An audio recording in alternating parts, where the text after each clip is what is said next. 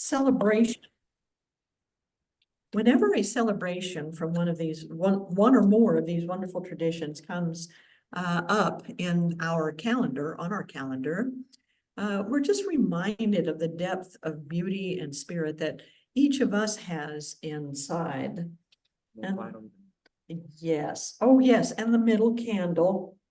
He is remembering the middle candle, which is for the mystical tradition of all religions. And thank you, Maya, for lighting your candles so that you are connected. I mean, we are all just totally connected in that light and in that love. In fact, let's just pause just for a moment, just to take in that light. Now that we have completed our circle of light.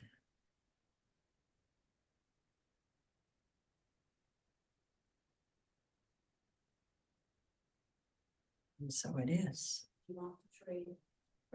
Yes, and Susan will put the tray up, or Shane can do it right here on the lectern behind me. And that way, yes. And here comes our tray of light. And your mic needs to be further down, please. Yes, thank you. Thank you, Maya. All right. All right, so it is a very important, like I said, an auspicious week, and it brings some thoughts and memories to my mind, and one of those memories is of my grandmother, who shares a birthday with Earth Day. She actually was born on April 22nd, and she loved working with the earth. She was the minister who started the Unity of Fairfax work. And what she would do is she grew this just a little patch, not much but just enough to feed the family. And she grew a little patch, a little vegetable garden, because she had grown up on a farm and just wanted a little bit of that with her. She grew a little vegetable garden with a few stalks of corn and some potatoes and peppers and tomatoes and squash, a little bit of squash. So it was, ran along the back of the house. It was narrow, but it was rich and full. And to enrich the earth in this garden, she didn't go out to the stores and buy expensive fertilizer or enriched soil from the stores. She would take my sister and I up into the woods behind the house, where there was this old tree. And the tree had fallen over many years ago and was just in its process of decay. And while it was in its process of decay, it really was enriching the earth underneath it. And all the little critters that went in and out of the tree as it decayed also helped to fertilize this very, very rich soil. And so we would go up and we would collect little buckets of soil from under this tree and take them down to my grandmother's garden. And then we would mix them in with the soil that was next to the house. It was just a delightful memory to have. And my grandmother was very good at enriching and fulfilling and planting seeds in many ways, not the least of which was her ministry in Fairfax, Virginia, which was the first Unity ministry in Fairfax, Virginia. And she came out of the Washington, D.C. church and started a little study group, in fact, smaller than the group we have here.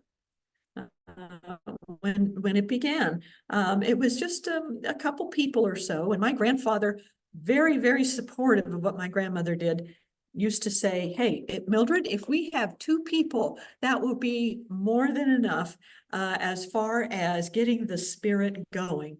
And so they would rent this space in downtown Fairfax and gather. And over the years, the ministry grew and grew and grew. And now it is a great and thriving ministry on land that was donated to it with 3 or 4 buildings and several gardens and an earth care team that has helped to make this ministry recognized as a ministry that cares for the earth, that does things to recycle and to reuse and to do the things that honor earth care. And you know, and sometimes I just feel my grandmother's presence so strongly, and how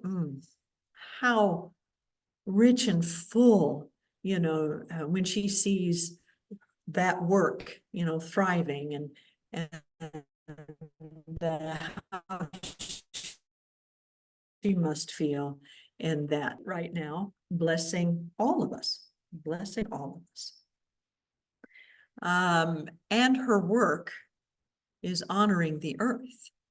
And that's part of what attracted me initially to Unity of Montreal when I started listening to the services and noon prayers, and when I participated in the services back in January, was the prayer that you all did to honor the earth that you sit on and the peoples who once occupied this world.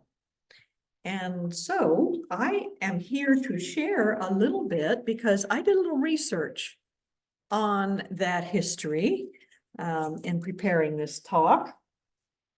So again, I am testing my pronunciation abilities today as I share a little bit of what I found out in my research. Okay, so this is what I found out. That now, I think Susan said it quite well. The Kanien'kehá:ka or Mohawk people that used to be on this land, they are a nation, and as a nation, they are recognized as the stewards of the land, as is said in the blessing that you all give. And the land is Teotihuacan. Montreal is Teotihuacan. And this nation is part of the Haudenosaunee Confederacy, now, which means the people of the Longhouse. And it is a confederacy of several nations, or was a confederacy of several nations that existed as far back as the 1500s, of which the Kanien'kehá:ka Nation was a part.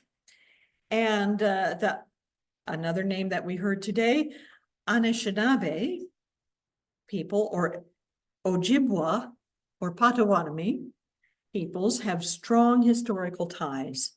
All have ties in this area because they all gathered together in these large councils and worked through what was good for all of the people of all of these nations.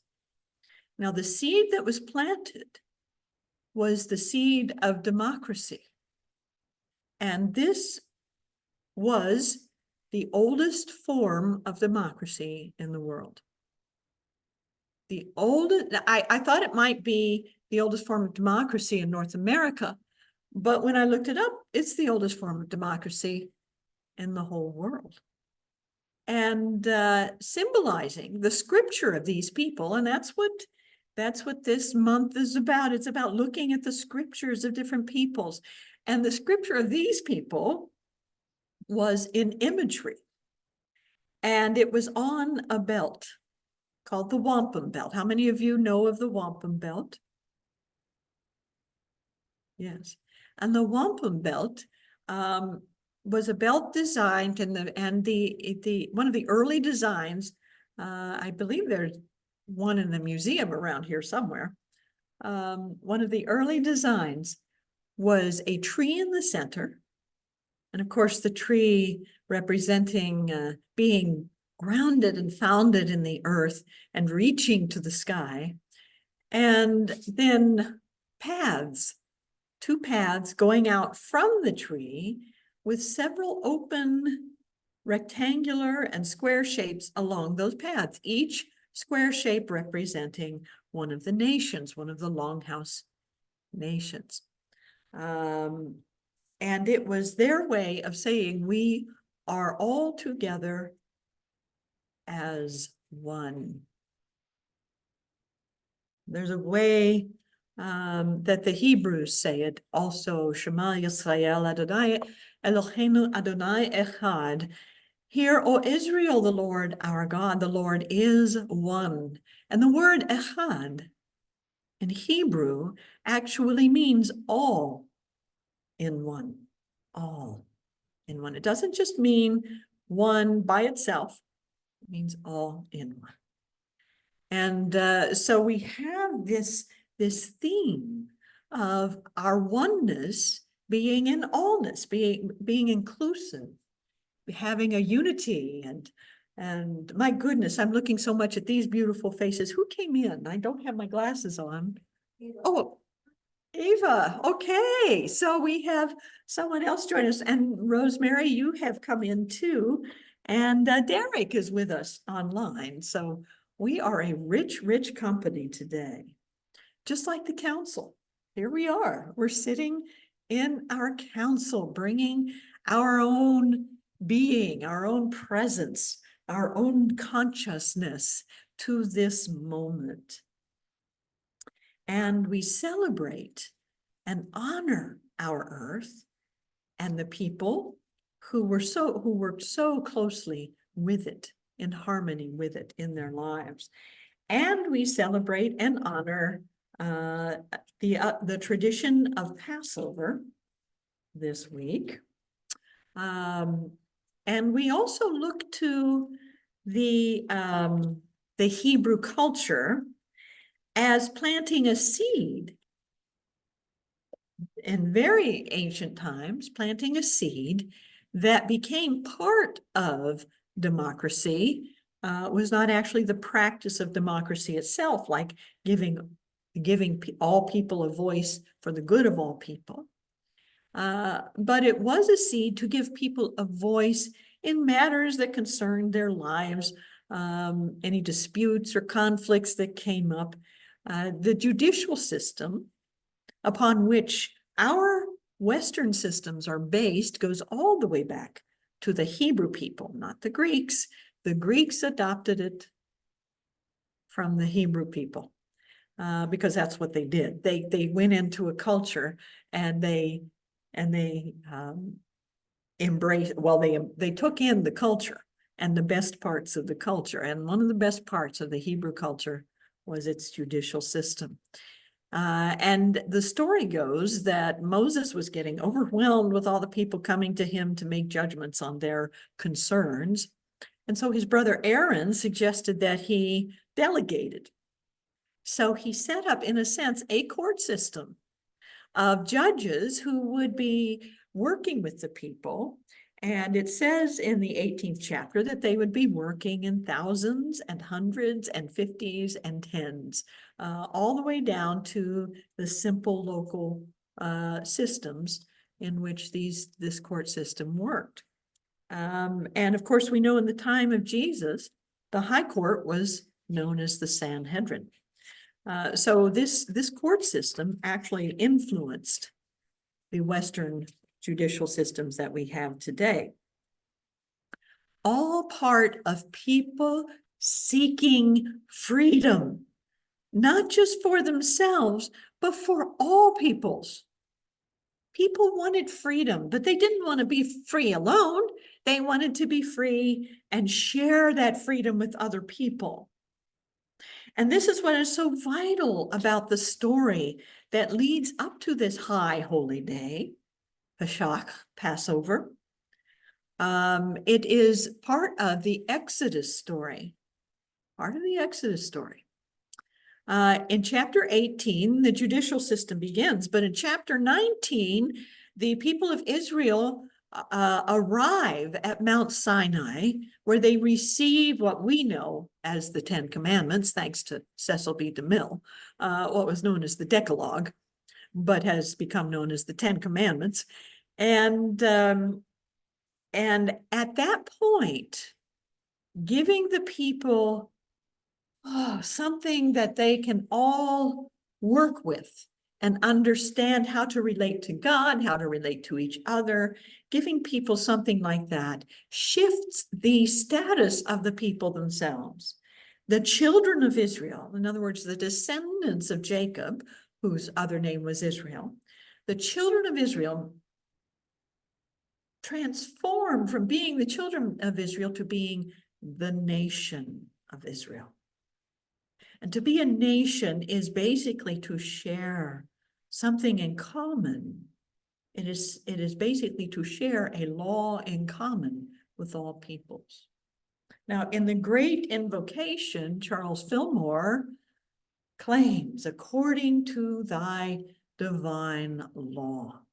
And there was a misprint on the program here, and it says love, but that's what the law is. That's what the divine law is. The divine law is the law of love. Here's the law summed up, all 10 commandments. And by the way, the first 4 commandments are about loving God. The last 6 commandments are about loving your neighbor. So love God, love your neighbor as yourself. Those are the 2 great commandments that were reiterated by Jesus.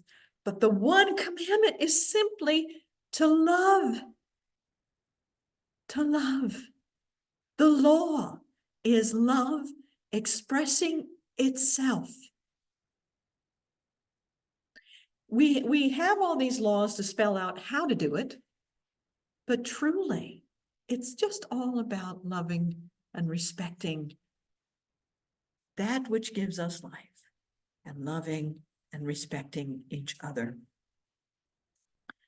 So the people found their freedom in love. They found their freedom in love. But first there had to be, well, I'm going to put a lighter spin to it, but it really wasn't very light. First, there had to be a chemicalization process. And what chemicalization is, it's when a new idea bumps up against an old idea and things break down and break apart so that a new idea can find its new formation. The chemicalization of the people in the Bible is what we call the 10 plagues. And the 10 plagues are nothing to sneeze at. They were horrific events, horrific and catastrophic events, most of which were natural events. In fact, there is an explanation in natural science for each of the plagues, Now, what is that explanation? Well, now here's a little plug for the class coming up. You can find out at the class coming up. Although, you know what? I think I'll just go ahead and share that bit with you. So the water turning to blood, a red tide is, okay, a red tide. A tide filled with the bacterial algae, the red bacterial algae. Now, when the water turns to blood and it's killing off life in the water, the frogs leap out of the water. Then there's a plague of frogs. Okay, what happens when the frogs die? Because they don't have water? Lice, a plague of lice.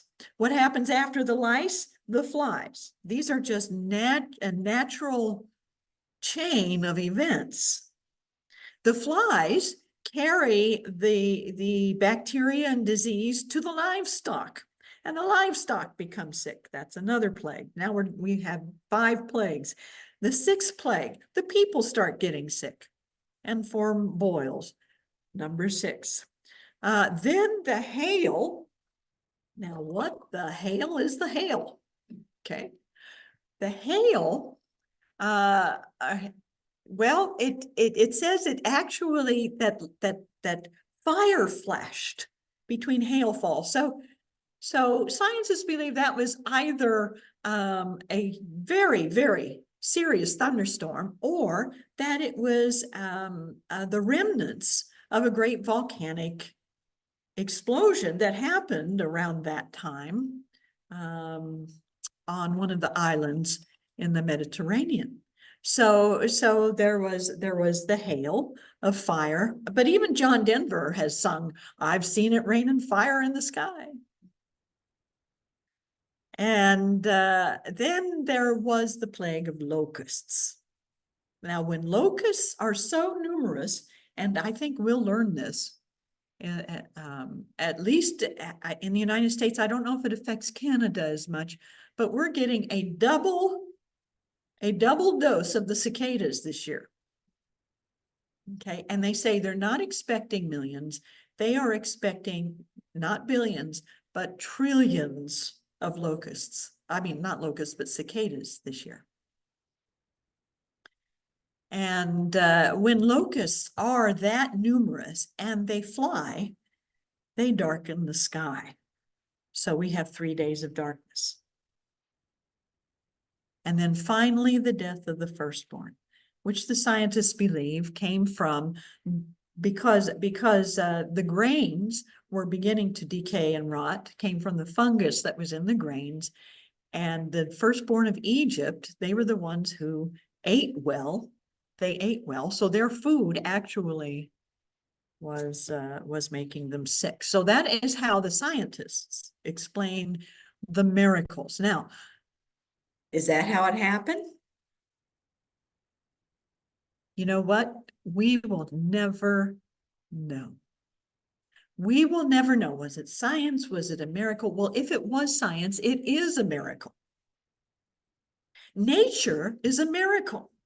And even in its deepest disasters, we can find the seeds of new growth and overcoming. And so the disasters and the natural things that happen in our lives, actually, for those of us who do survive, we work through our own healing, then we share that healing with others in very powerful ways. My stepmother, her house once burned down in one of those wildfires, and she said, and she had 5 children and was a single parent, and she said this caused her to go out and get a job and to connect with people, which led to her Unity connections, which led her to meeting my dad, and they ended up getting married. So you see how new life comes out of everything.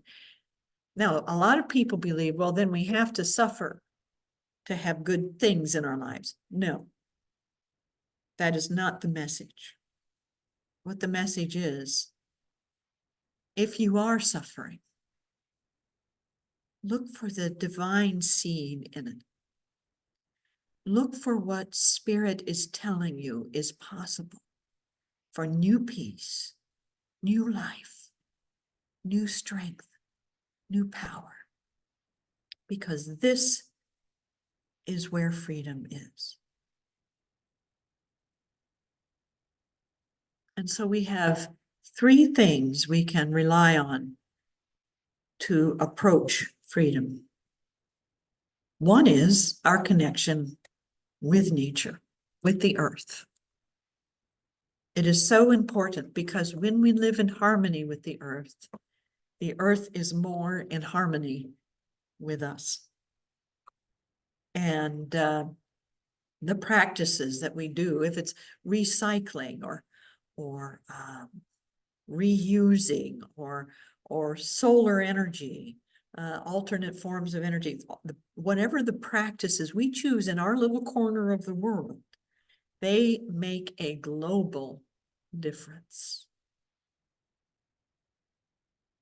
And they give not just freedom to us, but the freedom of all people to live in a better world. Second, is our connection with each other. It was the community of the people of Israel that had them move forward into new life. Now, whether or not these are facts or just marvelous metaphorical myth that tells us about ourselves and how we can go through even the darkest times into the new light. It's very important when we know we have community. And that's why when I look out at the faces here today, and I see you all online, my heart is just leaping for joy because I know that this is community right here.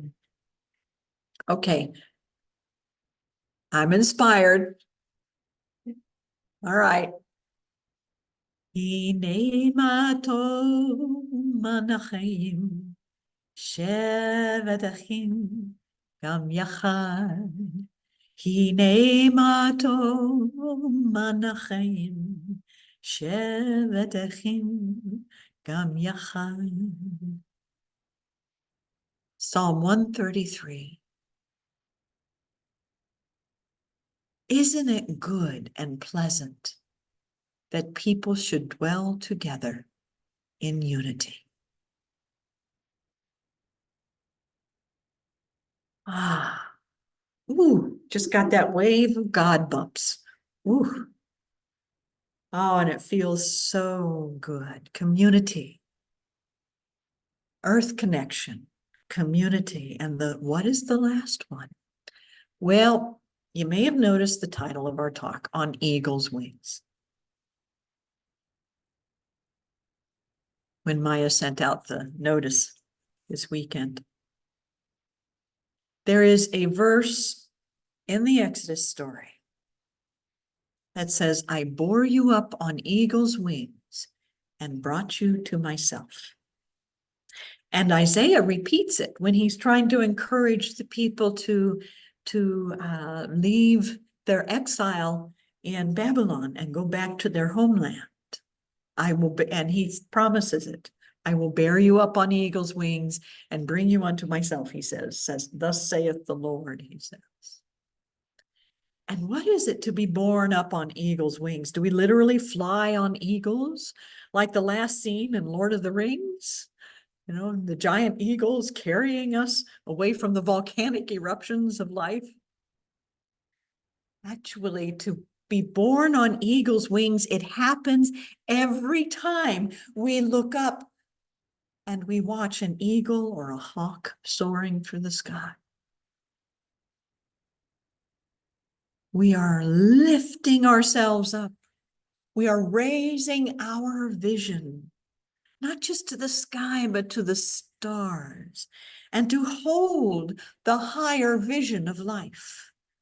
To see the beauty in all that is around us is amazing. You know, earlier I was sitting in here playing some music on the piano earlier this morning. And while I was playing, a seagull was flying outside the stained glass window. And at one point, it matched itself up with the seagull that's in the stained glass window. And it was though the stained glass window was coming alive. And we notice and we see things like that. We appreciate every moment of life when we are able to lift our vision. And we do that through prayer and through human connection and through connection with the earth.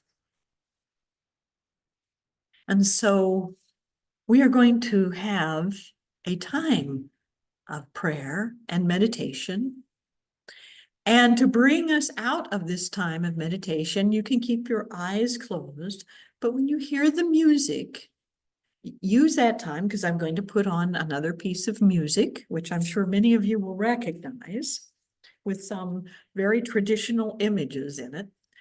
And just let that music lift you up and bring you back to this place in time as you gently open your eyes as the song completes itself. But for now, let's take a deep breath and close our eyes.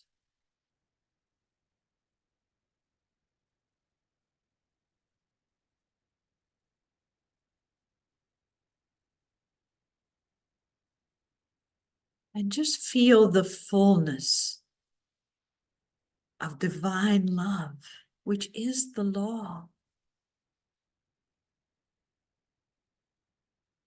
The law is God expressing God. That's it. God is always expressing through you.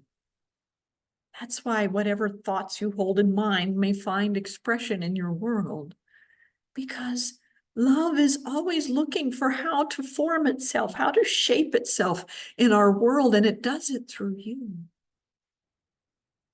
So just feel this energy of the universe, filling your mind and your heart and your body and being. Let it radiate throughout your body and being. Let the radiance go to whatever cell or organ, whatever area may need to be enfolded and surrounded in light. Whatever challenge or difficulty may need to be dissolved in that light. And let this radiance move beyond the temple of your body into the room around you. Let it fill your present environment. If it's this sanctuary, let it touch every heart sitting here. Let it fill this place and all who use it. If it's your home, let it bless everything in your home, every item, every memory, every being who dwells there or visits there.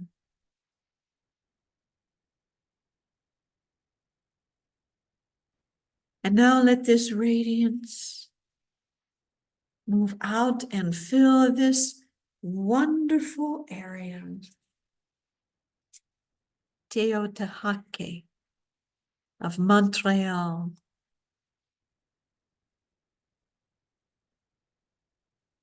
Blessing the earth and all who dwell here.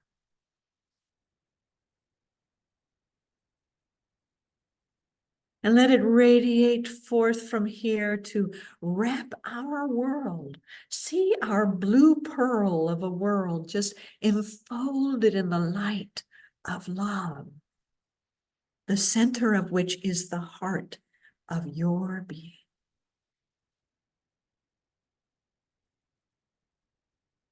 Just as in your body where there is dis-ease, conflict, division in the world, see those people, those places filled with light.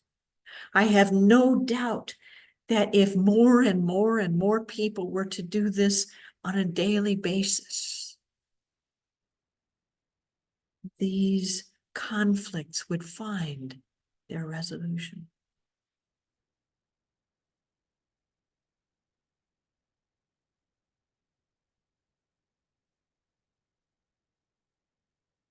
And finally, just let this beautiful planet from which we were born and on which we live and walk, sit, and from which we draw nourishment on a daily basis.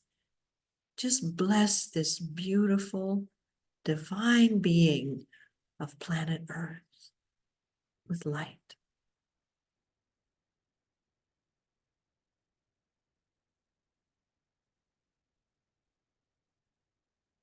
And now let your radiance reach the stars, the galaxy.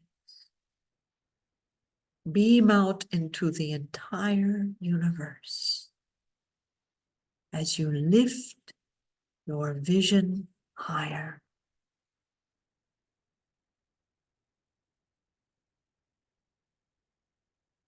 And immerse yourself in this light of the universe that is the very essence of you in the silence.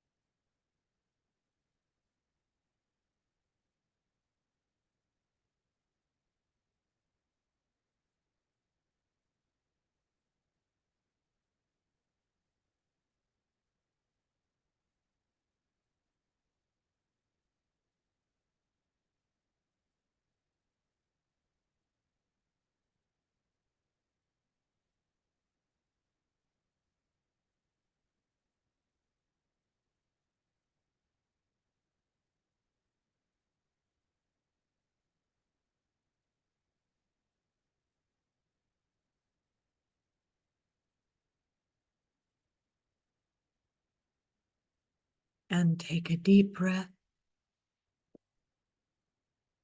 And let the music bring you out of meditation.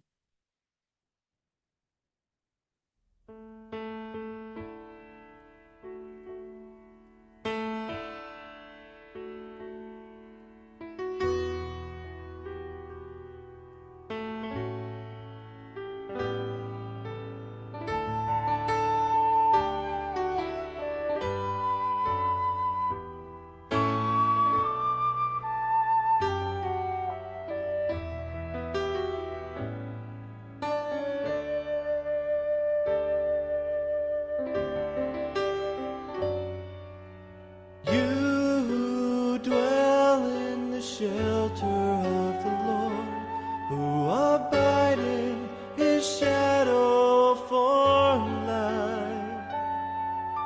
Say to the Lord, my refuge, my rock, in whom I trust, and he will raise you up on eagle's wings, bear you on the breath of dawn, make you to shine like the sun, and hold you in the palm of his hand.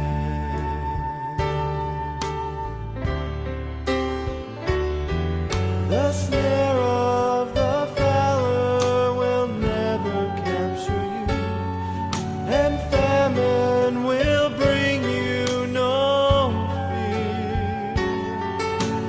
Under his wings, your refuge, his faithful